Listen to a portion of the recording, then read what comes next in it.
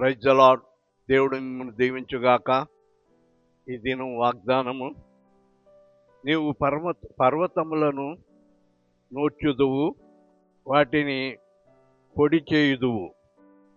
చక్కని వాగ్దానము. యెషయా గ్రంథము 41:15.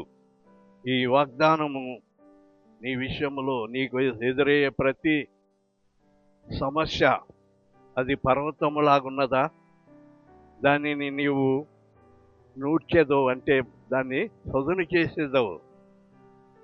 అంతేకాదు దాన్ని పొడిగా మార్చేయగల శక్తి దేవుడు నీకు ఇవ్వబోతున్నాడు. దేవుడి వాగ్దానం నీ వెనికిడిలో ఆశీర్వదించుగాక. ఆమేన్.